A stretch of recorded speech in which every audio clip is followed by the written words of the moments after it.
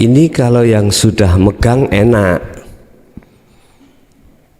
Kalau hatinya sudah menerima tentang fungsi dari sirul asar, enak. Tinggal mengasah. Ini kan munculnya dari la ilaha illa anta subhanaka inni kuntu minal zalimin. 87 Al-Anbiya. Munculnya zikir ini kan dari situ. Rasa iman, yang iman itu hanya pada Allah yang meliputi, yang menguasai, yang menjaga, yang menggerakkan dan lain sebagainya, asah terus. Apakah diwirid su'aul basiroh, su'aul basir? Enggak. Apakah diwirid la ilaha illa anta anta anta? Bukan, juga tidak. Wirid itu adalah dirasa,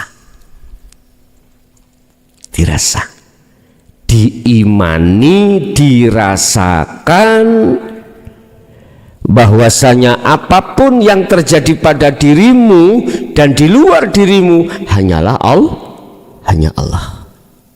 Siapa yang mewiridkan ini, mengasah ini, mempraktekkan terus menerus, maka muncullah yang namanya warid minallah. Warid minallah. Lah, warid ini fungsinya Allah tugaskan untuk membuka tabir tadi. Membuka tabir. Kalau sudah tabir ini dibuka, maka Anda tidak akan ragu menghadapi tujuan itu, tidak akan ragu. Makanya dikatakan zumina lahu, sudah zumina laka, sudah dijamin ketetapan hukum sing ada di sini ini. Pertanyaan, berarti kami tidak boleh dong ijtihad, ngejar-ngejar satu tujuan? Boleh dengan catatan, olehnya Anda mengejar itu jangan diartikan muncul dalam hatimu dirimu, itu loh maksudnya. Justru monggo, karena itu hukum ketetapan syariat. Jadi lengkap. Syariat ya ya, hakikatnya juga ya. Syariat kita mengejar terus dengan menumbuhkan ikhtiar usaha. Hakikatnya Anda tidak mengakui kalau diri Anda yang melakukan.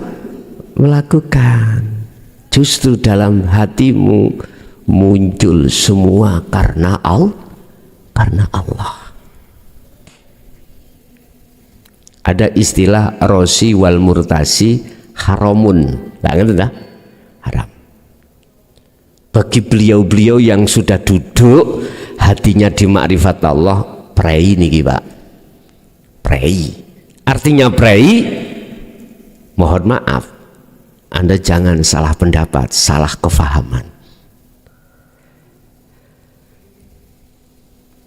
Letak prainya Anda tidak ketetapan hukum, mohon maaf, karena diri Anda sudah lepas semua karena Allah. Terus lantas kalau Allah yang melakukan, jangan dimaksud dan diartikan Allah telah melanggar hukum. Endaklah, yang punya hukum siapa? Allah ya. Mohon maaf,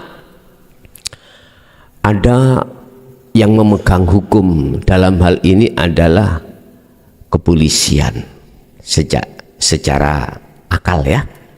Kita kasih contoh, ada pimpinan itu akan melewati satu jalan di mana jalan itu ada lampu merah. Hukum ini nggak boleh tahu Pak ya, lampu merah. Tapi mengapa pimpinan ketika lewat itu malah lampu merah diterjang? Ini alasannya karena kewenangan. Kalau Allah sifat jaiz, punya sifat jaiz, kewenangan. Bukan lantas si pimpinan itu kita artikan yang punya hukum memberikan contoh pelanggaran hukum, bukan. Ini contoh kalau punya kewenangan, perkara yang tidak boleh bagi kita boleh bagi beliau. Berarti hukum gak konsisten dong. Ya jangan begitu. Tergantung kita memandang dari sisi mana. Kalau memandang dari sisi kewenangan, gak salah. Tapi kewenangan itu bagi Allah sendiri, tergantung Allah piyambak. Artinya gini Pak, secara pandangan syariat apapun alasannya nggak boleh Pak. Melanggar lalu lintas sih nggak boleh, siapapun, sebab hukum itu untuk semua manusia tidak memandang apa namanya tingkatan, memandang kelas, enggak. Hukum itu untuk semuanya. Tetapi kita tidak paham tentang kewenangan. Kalau kita paham tentang kewenangan, maka tidak langsung kita menyalahkan. Enggak. Satu contoh, ada ulama ahli fikih, ada ulama ahli Quran, ada ulama ahli hadis, ada ulama ahli hakikat makrifat, ilmu tauhid. Itu juga nggak sama Pak.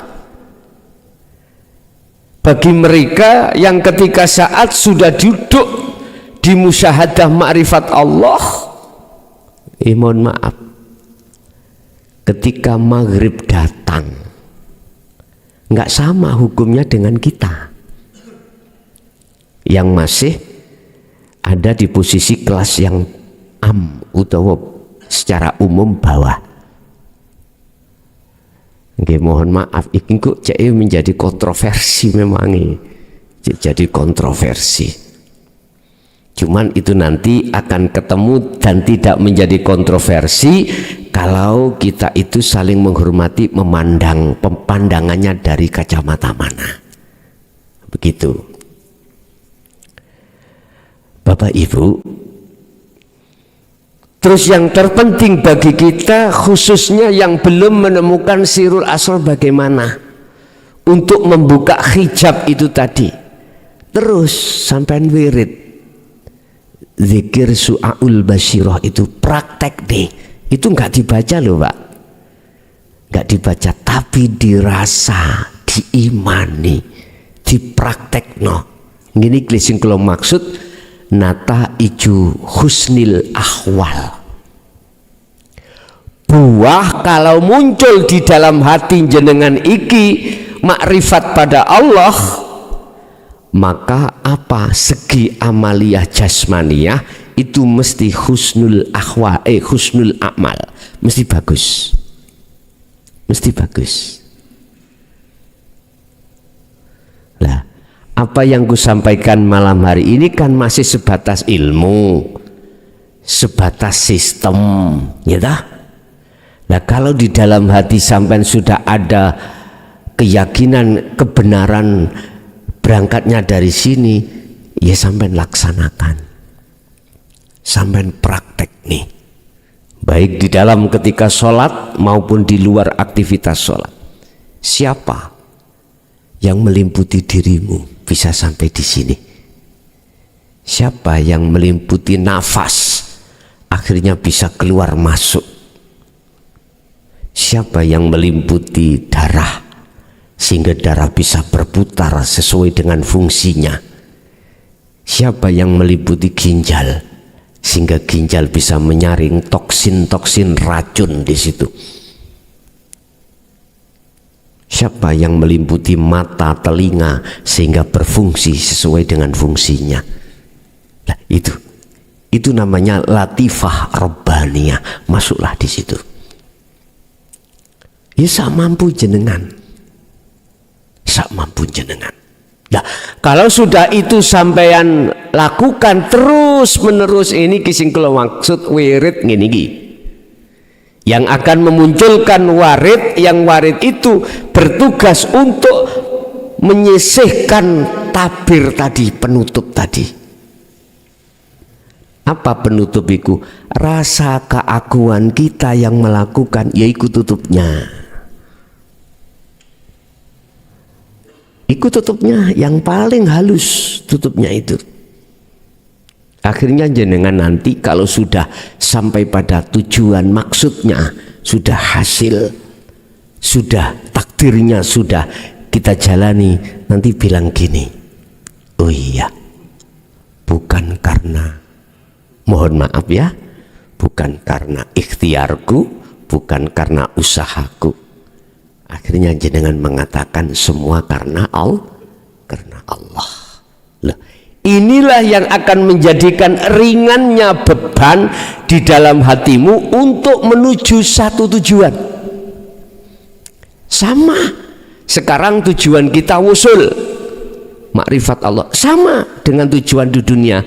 Man arada dunya fa'alaihi bi ilmin, kata Rasulullah, wa man aradal akhirah fa'alaihi bi ilmin. Harus pakai sistem. Sistemnya ya begitu. Sekarang kita lama kok gak usul-usul.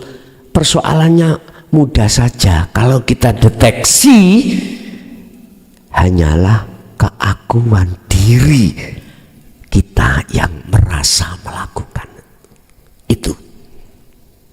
Halus Pak nggih? Halus sekali. Lah ini dilepaskan oleh Allah, ya dah?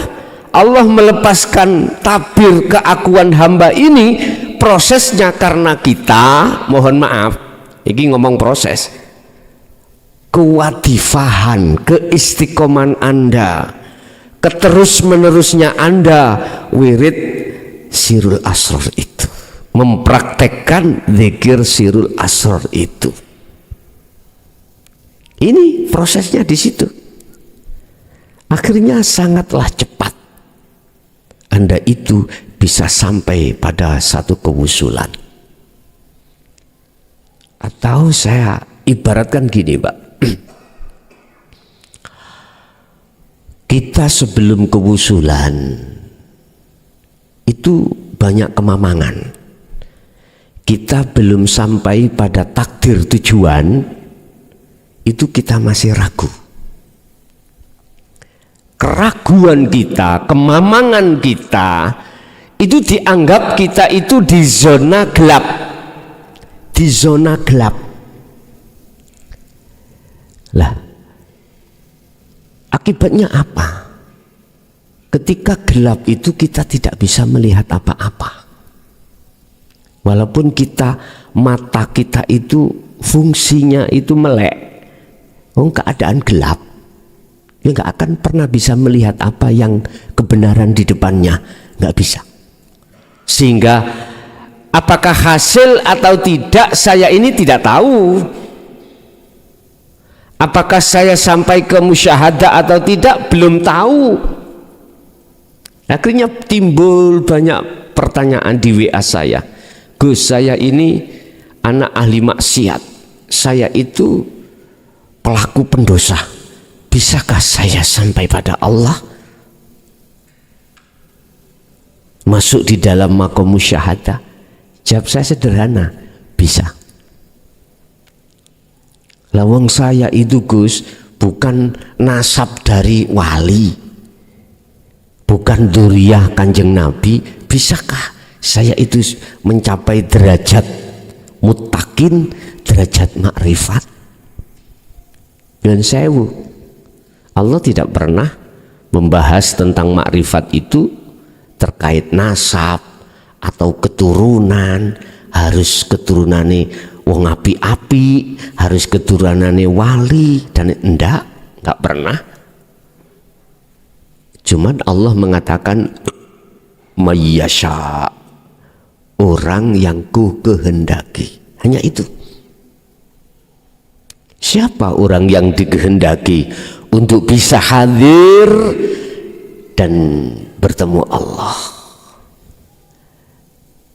Ciri-cirinya yaitu tadi saya katakan, kalau di dalam hatimu sudah buka, ya, futuh, sudah buka hidayah Allah tentang kunci untuk sampai kewusulan, itulah mereka. Selanjutnya dia istiqomah, fastaqomu, istiqomah terus menjalankan dzikir ini, maka disitulah cahaya warid. Kalau bahasa tadi saya katakan, kalau bahasa kegelapan itu adalah cahaya makrifat.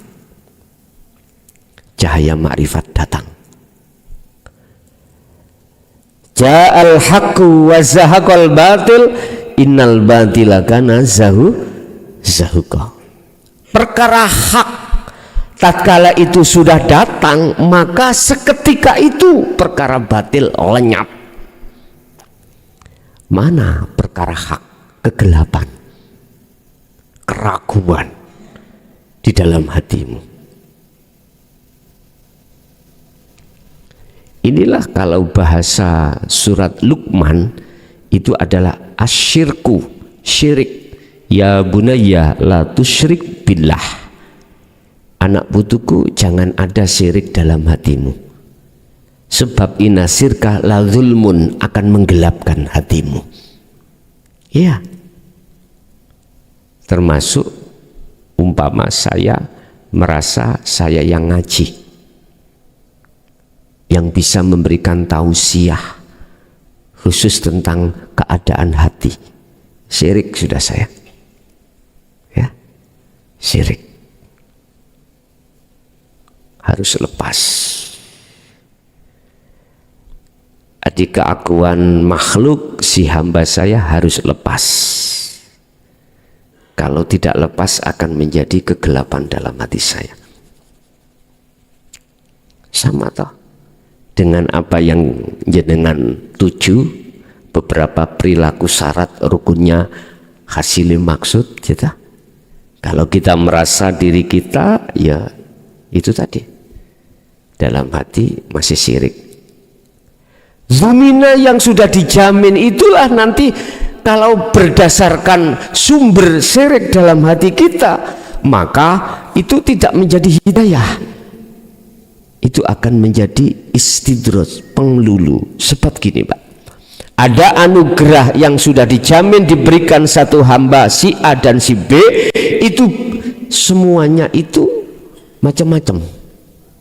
Tidak selamanya akan menjadi hidayah barokah, tidak, justru akan menjadi istidraj, penglulu, menjauhkan hati kita pada Allah. Itu semuanya itu tinggal sumbernya yang muncul tadi, ada syirik atau enggak. Munculnya tadi pengakuan diri kita masih, ataukah sudah pengakuan Allah. Hanya itu persoalannya.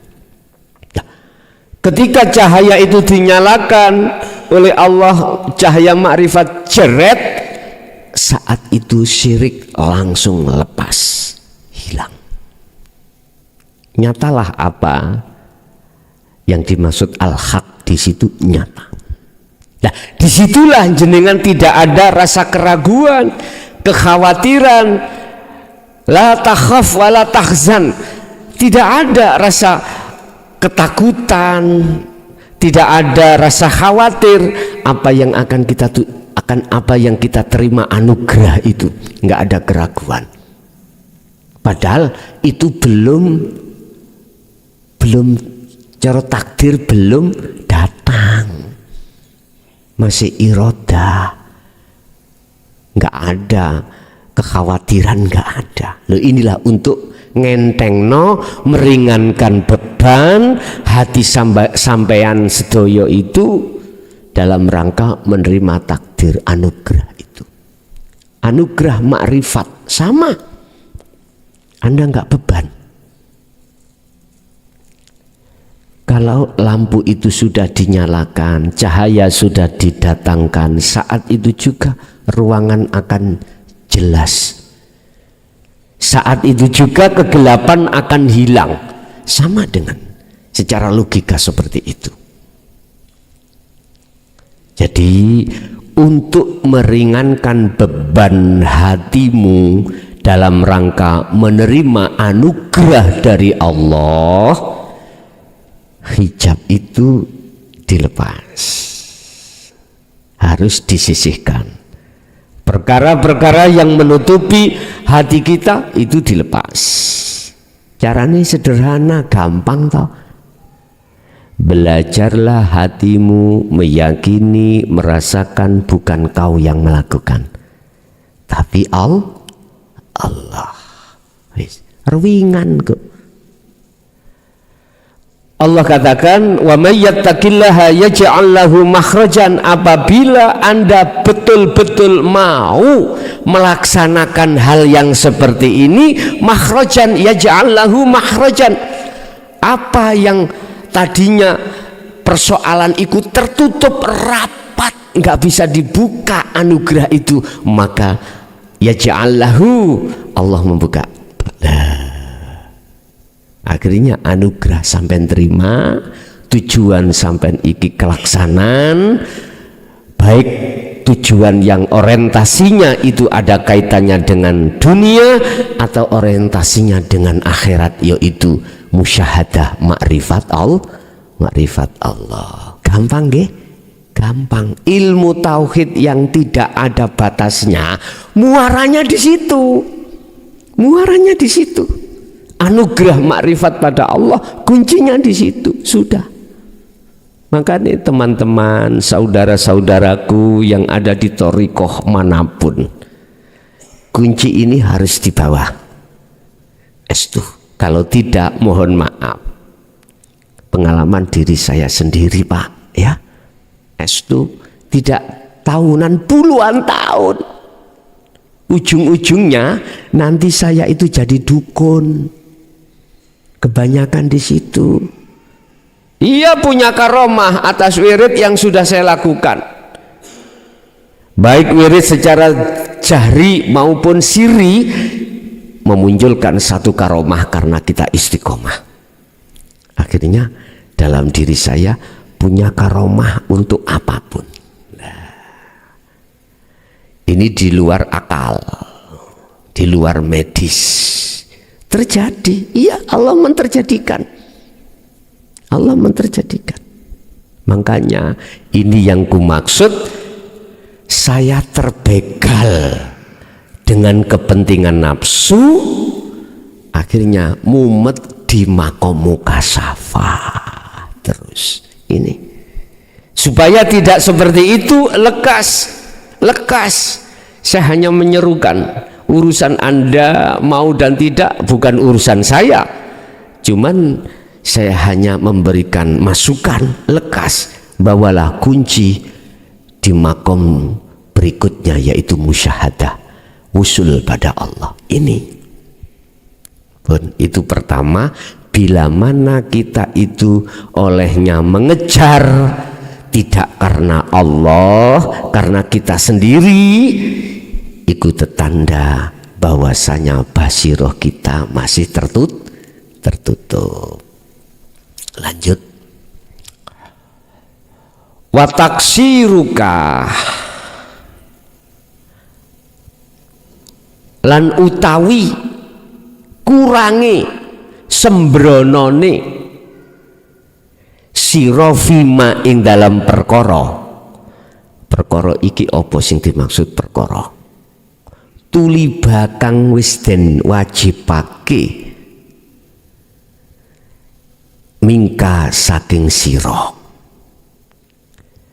Apa yang diwajibkan Allah terhadap kita sebagai makhluk, sebagai manusia?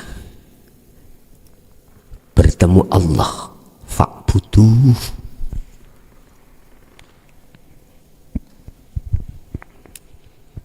Kewajiban kita cuma satu, Pak.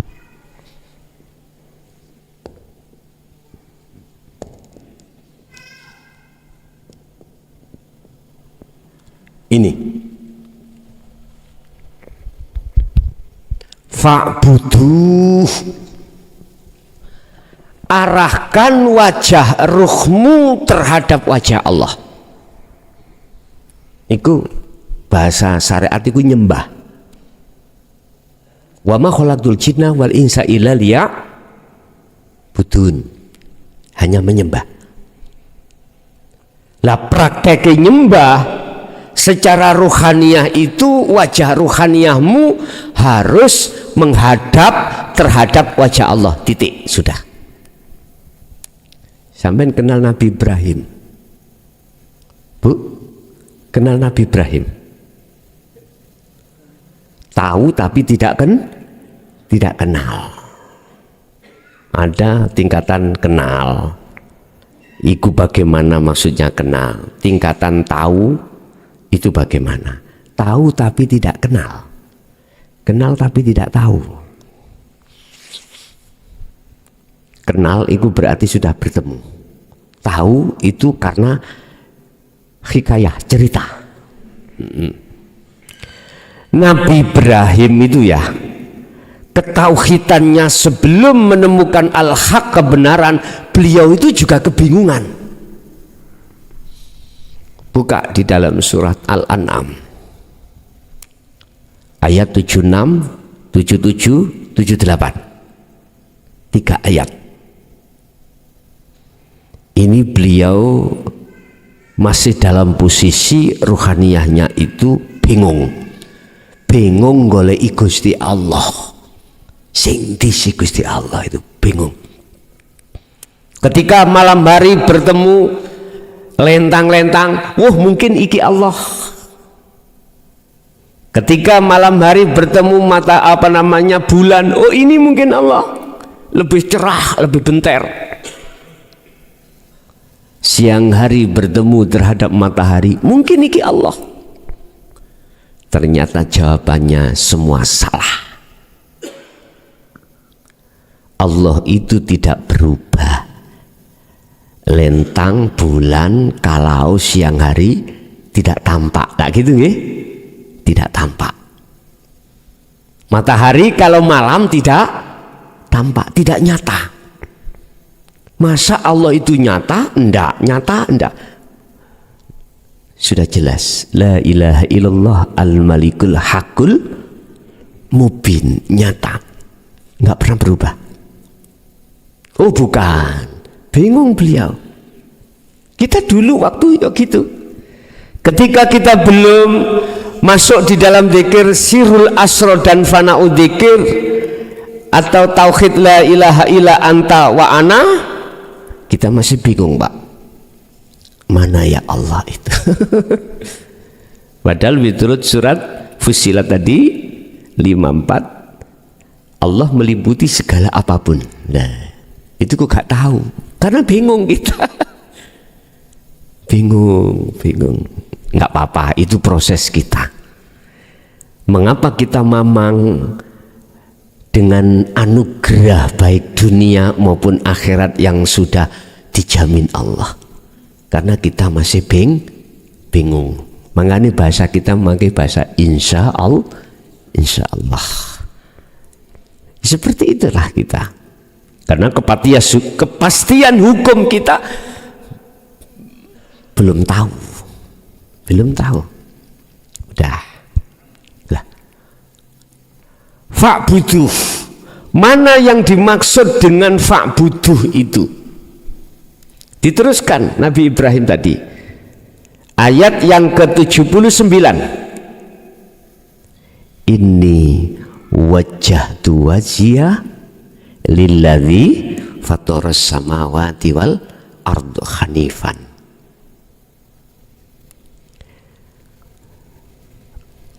Iku lho Pak sing tak maksud mengarahkan wajah ruhku terhadap Allah. Ini sak temene ingsun bukan ingsun jasmani, bukan. Ingsun rohani. Iku wajah tu ku arahkan wajahku terhadap wajhia, terhadap wajah Allah. Sifatnya fataros samawati wal ard, yang menciptakan, yang menguasai, yang menggerakkan terhadap jagat langit dan bumi, yaitu jagat ruhaniyah dengan jagat jasmaniyah. Ini terus bagaimana cara untuk menghadapkan wajahku itu, wajahnya ruh itu mana? Ini iman. Wajahnya ruh adalah imanul haq, iman yang benar, iman yang kehak. Hak itu iman yang sudah tidak menyekutukan terhadap Allah. Iman Anda sudah tidak lagi terhadap selain Allah di segala aspek apapun. Contoh, niki adalah wedang jahe. Umpama saya minum, muncullah rasa jahe. Aku tanya, jahe itu makhluk bukan? Makhluk. Jikalau aku minum dan hatiku beriman, itu rasa pedas dan rasa apa jahe ini Pak? Rasanya pedas sampai gurih. Imanku itu terhadap makhluk, maka ini berarti wajah ruhku tidak menghadap Allah. Ini berarti saya masih ada syirik. Masih ada syirik. Al-Hafid, Allah meliputi di dalam makhluk itu, segala apapun makhluk itu termasuk jahe. Munculnya rasa pedas atau terasa gurih itu kalau tidak karena Allah itu nggak akan bisa terjadi. Makanya imanmu harus datangnya rasa itu karena Allah. Inilah yang ku maksud ini wajah tu wajhia.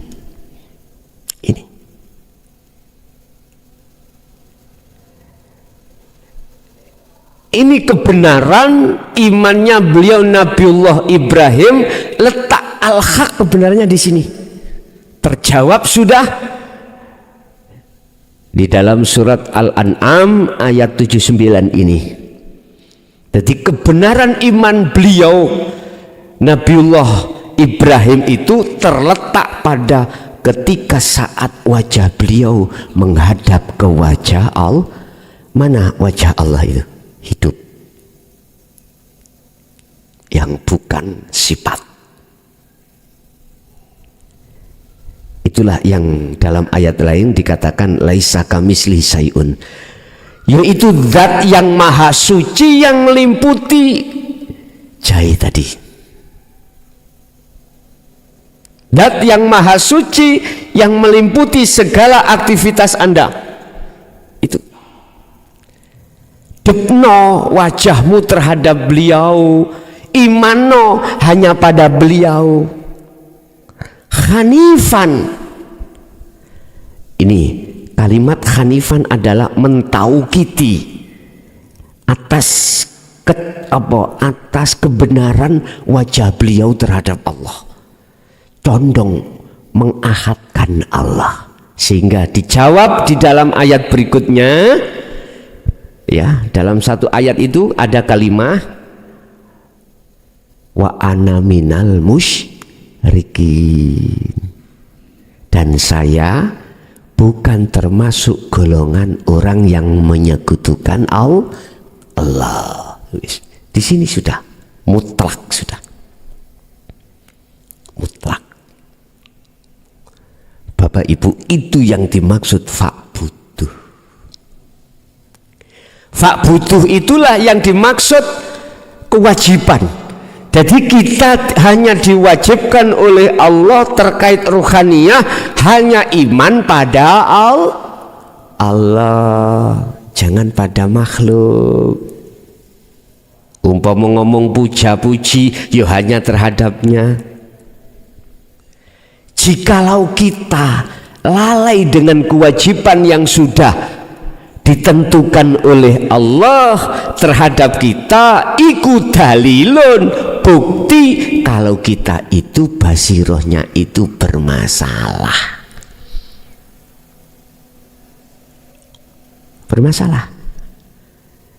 Kalau kita waktu sholat, waktu aktivitas apapun, hati ini tidak condong terhadap Allah Subhanahu wa ta'ala, Tuhan yang maha suci, zat itu, maka mohon maaf, kita berarti meninggalkan kewajiban. Bab masalah kewajiban, konteksnya saya ini tidak dari sisi syariah jasmani, tidak, tapi secara hakikat rohani. Jangan dipelintir terus ke jasmani. Wis masih gak sholat syariat, sing penting ati madhep nang Gusti Allah beres. Misale, oh berarti gak paham.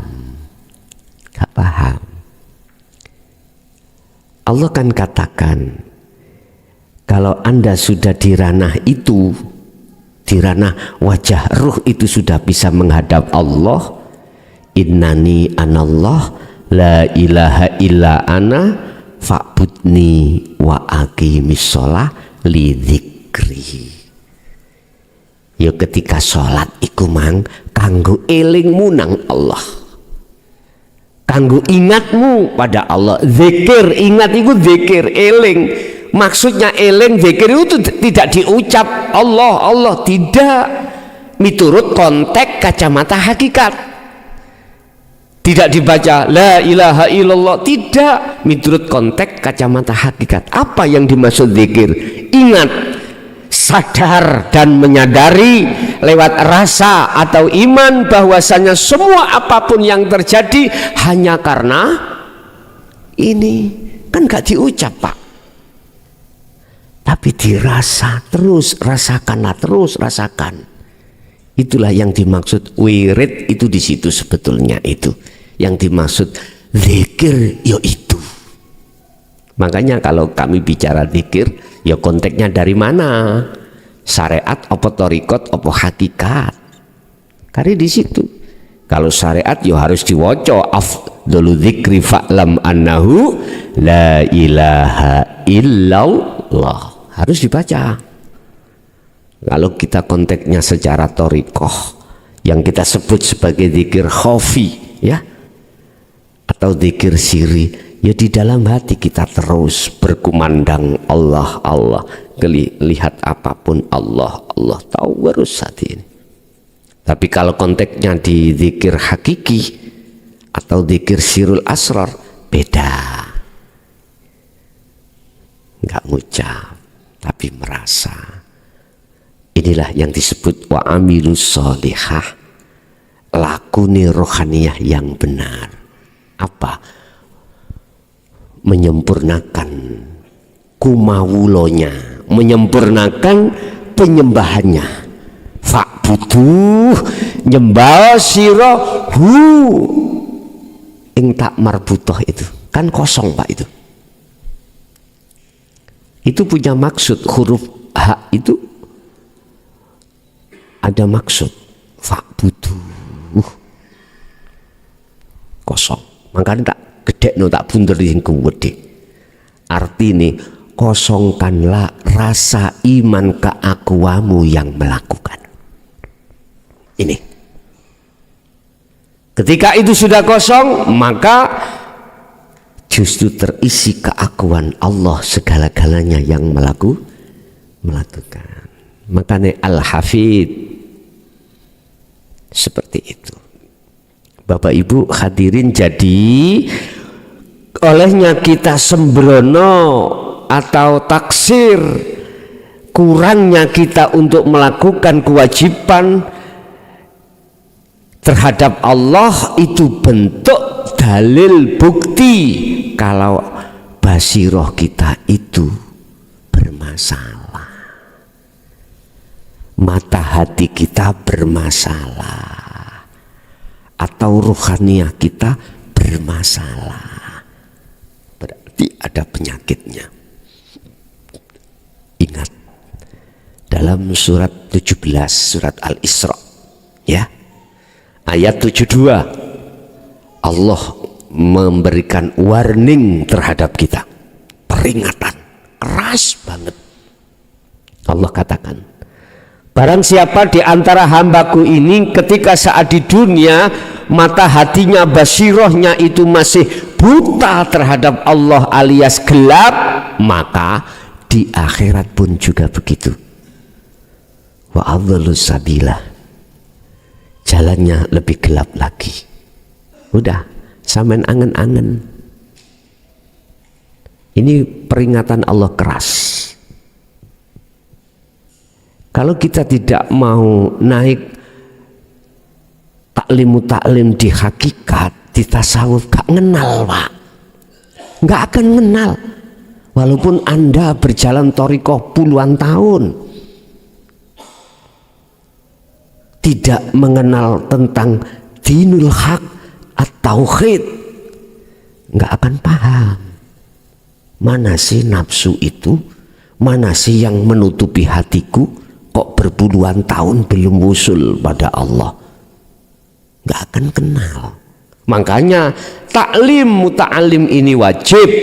Sampai Rasulullah dawuh, andai kata ilmu itu ada di negeri Cina, wajib kita untuk ke sana, wajib.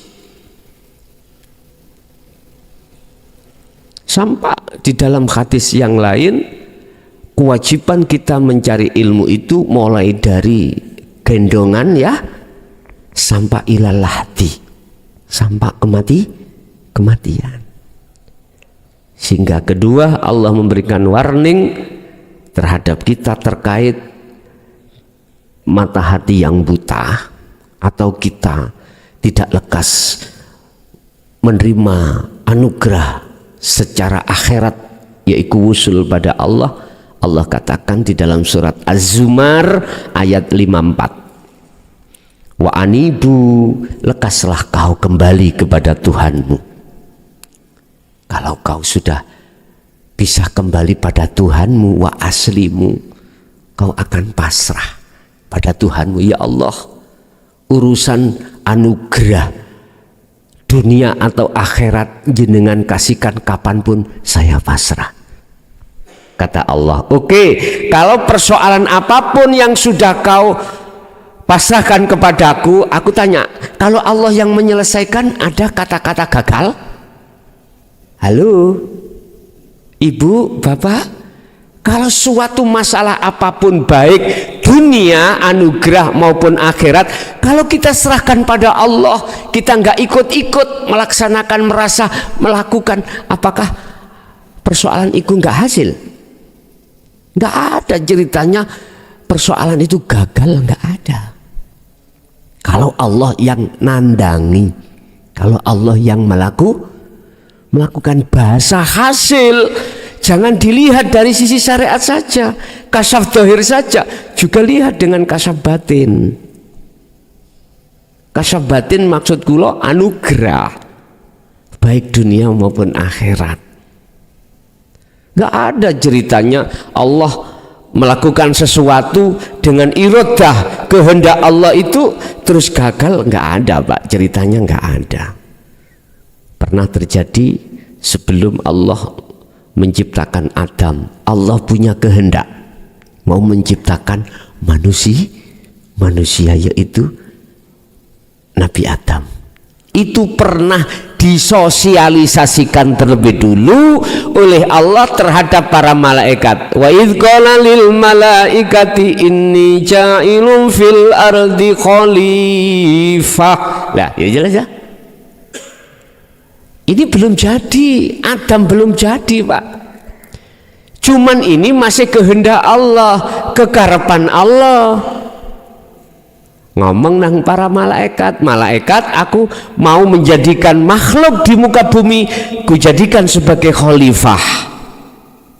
Pertentangan Pak ada dari Azazil. Mbak Azazil itu alimnya lebih ngalim daripada malaikat. Azazil itu, ya Allah, Azazil padahal yang menghalang-halangi. Azazil bukan sembarangan Pak. Azazil itu pun tidak menjadikan gagalnya rencana Allah. Makanya sesuatu nek sudah kau pasrahkan pada Allah, jangan pernah mamang. Percayakan pada Allah dengan catatan ojo elok-elok nandangi. Jangan merasa Anda yang melakukan itu loh, walaupun kayaknya munculnya syarat dan rukunnya hasilnya maksud itu koyoke Anda yang melakukan, tapi jangan merasa diri Anda yang melakukan itu loh maksudnya. Nggak boleh untuk ikut campur konteksnya iman. Nah, ya Allah, akhirnya terjadi anugerah, terjadilah Adam. Bapak Ibu hadirin, kembali kepada fa'budun. Jadi kewajiban secara ruhaniah kita selama 24 jam itu harus ruhaniah itu menghadapkan wajah terhadap Allah, dalam kurung imanmu itu hanya iman pada Allah atas segala hal apapun, baik yang muncul yang ada pada diri kita maupun di luar diri kita, baik yang kita anggap secara syariat itu buruk ataupun baik. Nggak boleh hatimu beriman selain Allah yang berkuasa, nggak boleh.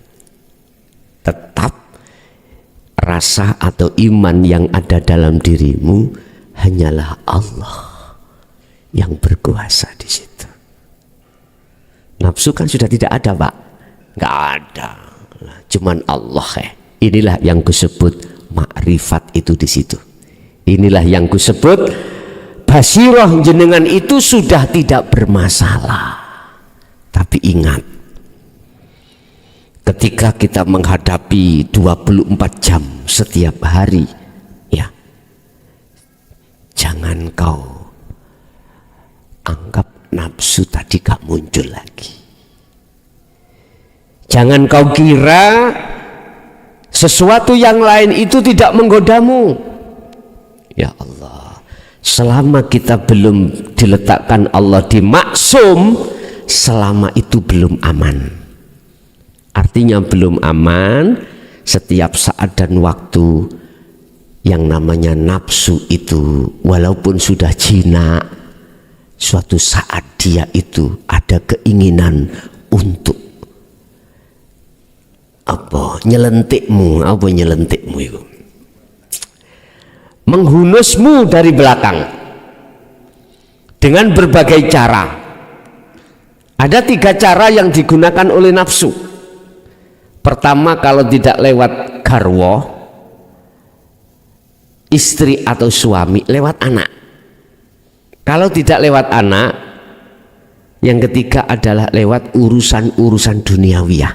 Ini mohon maaf, ini selalu dijadikan alat oleh nafsu di dalam diri kita supaya iman kita itu tidak ke Allah tapi terhadap selain Allah. Akhirnya kita dihadapkan suami atau istri dalam satu rumah tangga yang tidak cocok. Mungkin Umi olehnya masak kurang asin atau kurang pedas. Akhirnya Pak E delok Umi kat bayan masak sik gak bendos saya. Seneng aku pedes. Gak dipedes iki apa? Ngamuk-ngamuk. Ningali umi. Ya, ningali umi berarti iman kita terhadap umi yang menjadikan masakan itu kurang pedas. Ngamuk itu sinten? Otomatis. Padahal inilah hijab. Hati-hati. Berat Gus nek ngoten lho. Kok umpama gak berat, rawingan, kau wabeh ku wis makrifat Allah. Lah ngono to. Wong Gusti Allah nyaring beberapa saringan untuk dijadikan sebagai kasihnya itu gak main-main, Pak. Untuk menuju ala inna auliya Allah la khaufun alaihim walahum yahzanun, berbagai saringan. Pertama kita disaring dengan dihadapkanlah utusan Allah, walladzi arsala rasulahu bil huda wa dinil haq. Beliau membawa ajaran dinul haq, disampaikan jeret. Di sini ada dua kelompok. Wa minhum man hadallah wa minhum man haqqat minadh-dhalalah. Ada yang menerima, ada yang tidak menerima. Sing gak menerima nyisih sudah. Nyisih. Gusti Allah masih nyaring terhadap yang sudah menerima. Sebagai pendengar, pemirsa, ataukah pengikut. Alladzina yastami'unal qaul wa apa terusnya? Alladzina yastami'unal qaula wa yattabi'una ahsanahu. Az-Zumar 18. Mereka ini akan disaring. Ajaran ilmu sistemnya sudah diterima, paham, ceret. Saringan kedua adalah amal, praktek. Apakah wayat tabi'una aksanahu, dia maukah mengwiridkan, mendikirkan sirul asrar? Itu saringan berikutnya. Padahal calon kekasih Allah itu adalah pertama dia menerima alladzina yastami'una al-qaul, dia mendengarkan ajaran dinul haq itu, dalam hati sudah menerima. Disaring Allah lagi. Yang berikutnya adalah amal, gelemtah praktek untuk fa'buduh di seluruh jam per jam, di seluruh aktivitas. Mau enggak? Gus, bagaimana aku bisa konsekuen, konsentrasi, fokus, zikir sirul asrar? Utangku seuke, masalah ning keluargaku seuke, anakku sik butuh biaya kata. Ngerti yo? Ingatlah, itu adalah alladzina yuwaswisu fi sudurinas, hembusan nafsu dalam dadamu itu. Saya katakan, bikulli syai'in, Allah itu melimputi segala hal apapun, termasuk masalah banyak. Itu di situ juga ada Allah. Jangan ditunda sampai adanya beat. Tujuannya itu untuk mengukuhkan jenengan, menyambungkan talinya ruh pada Allah, mengukuhkan supaya sampean itu lebih memperhatikan proses berikutnya saringan Allah itu, yaitu wa amilus sholihah. Makanya barang siapa wa mangkana yarju liqa rabbi, ingin bertemu Tuhannya, pertama fal ya'mal amalan sholihan. Ini berarti ruhaniyah harus fa'buduh terus menerus. Ya dikembalikan ya sak mampunya. Ya, di sini Bapak Ibu, kalau ini sudah jenengan lakukan, terakhir fastaqamu, istiqomah. Gelem terus istiqomah ndak? Iku saringan-saringan yang dibikin oleh Allah memang untuk memilih betul-betul cara wiji. Petani iku wiji yang berbobot. Lah ini betul-betul kekasih Allah. Saringan-saringan itu Pak. Makanya sebetulnya Anda menerima ilmu ini, ajaran ini sudah signal itu. Sudah signal untuk melakukan berikutnya, yaitu amal. Amal pun juga begitu. Signal untuk ma'rifat pada Allah. Itu sebagai tanda kalau di depan Anda ada anugerah, yaitu bertemu Allah.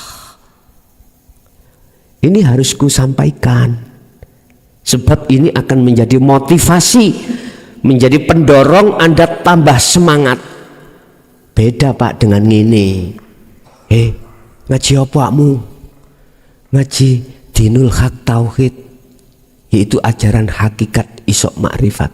Ojo ngarno gendeng. Ada Pak tak? Ada.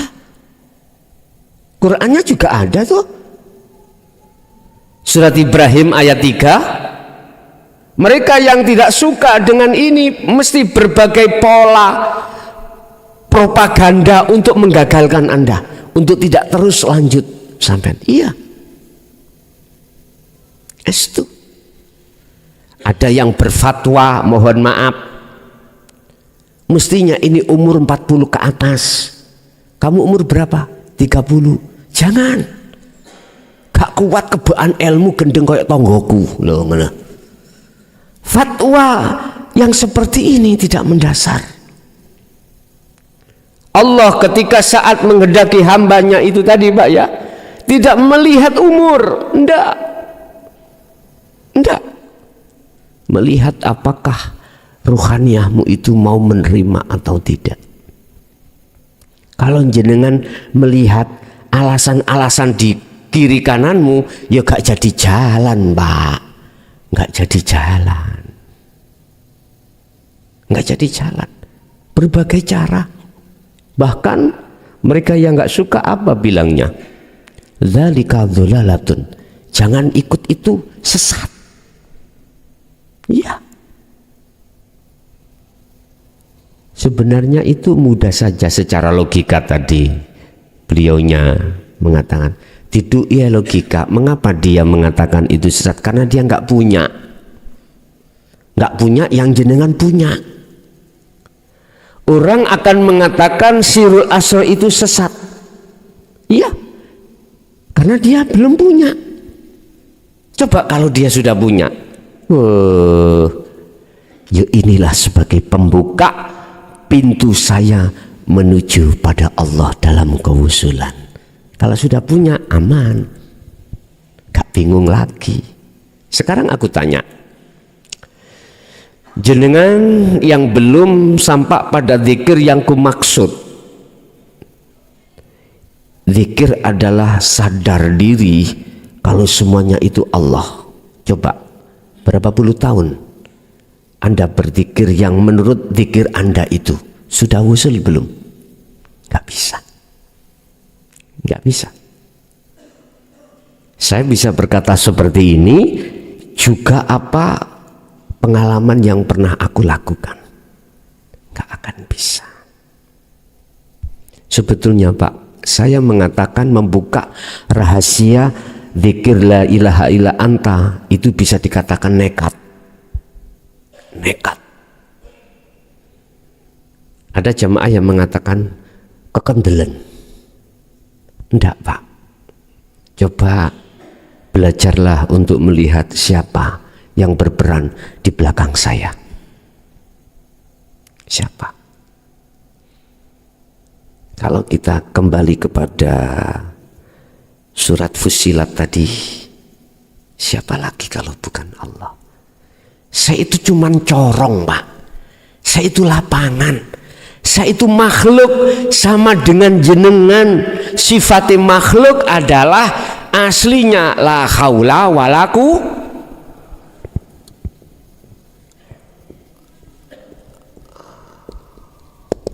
Ini status kita itu. Tidak punya daya upaya apapun, baik tentang masalah usaha, ikhtiar, apapun gak ada hak tentang hal itu.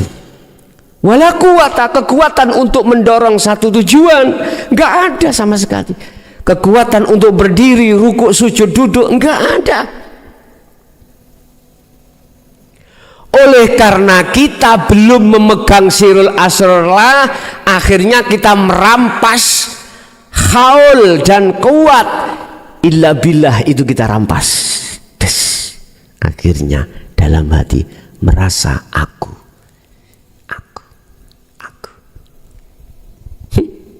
Inilah, coba kita masuk dalam ayat la haula wala quwata illa billah.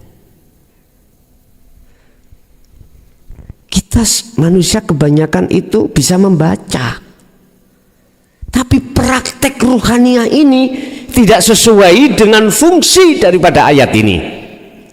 Iya, contoh,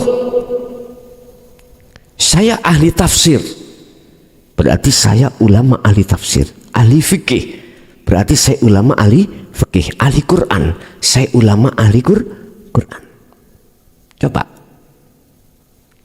ketika saya belum memegang sirul asar, mesti di dalam dada saya merasa diriku yang alim, merasa diriku yang bisa. Apalagi saya dibuat rujukan untuk mentaskhehkan segala hukum, baik Al-Quran, Al-Hadis, baik fikih, hanya pada saya. Yo tambah gede Pak ndasku Pak. Ya, ndasku itu gak terima sak bal, sak ndonyo gede nih. Ya Allah. Inilah sebetulnya saya itu seperti itu. Estu. Makanya bukan perkaranya saya itu berani dan kendel, enggak. Itu tetanda kasih sayang Allah. Karena keadaan rohaniah iman umat manusia melenceng. Melihat gunung indah sekali, wow, tanamannya, masa kita masuki di dalam, isinya ketek, ular. Mohon maaf, apa di dalam gunung? Kita lihat dari atas, kita lihat dari jauh, indah Pak, terbuai kita. Membayangkan mendah noyo, kalau betul-betul masuk di situ, di dalamnya indah mungkin. Ketika kita masuk dalam gunung, seret yang terjadi, kita bertemu monyet, kotek, asu, babi, apapun di dalamnya. Tidak seindah kita bayangkan tadi. Maksudnya, mohon maaf, wa zuyyina linnasi hubbus syahawat. Ini kita telah terkontaminasi dengan perkara-perkara yang bersifatkan zahiriyah makhluk. Akhirnya kita beriman semua datangnya dari makhluk. Diingatkan Allah, la haula wala quwata illa billah. Apapun yang terjadi dalam dirimu atau di luar dirimu, iku illa billah. Sejatine iku Allah. Lah, untuk bisa masuk ke wilayah itu, wilayah makrifat pada Allah, wilayah wusul, muaranya cuman ada di sirul asr, bos. Di situ. Artinya Anda dari basis unsur dari mana toriko Anda, baik dari, mohon maaf, A sampai Z, aktivitas apapun Anda A sampai Z, kalau megang itu dan mengamalkan, mengasah sirul asrnya, mesti gak kadek kesuwen Pak.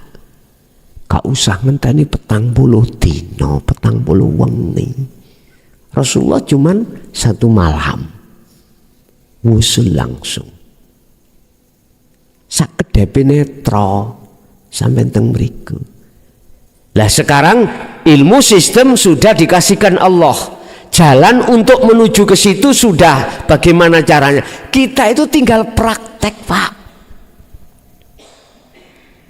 tinggal wa amilus sholihah, tinggal melaksanakan aja. Dulu zaman-zaman di bawah tahun 90 misalkan, ya Allah, tidak segamblang ini estu. Mungkin di bawah tahun 2000 tidak segamblang ini, Pak.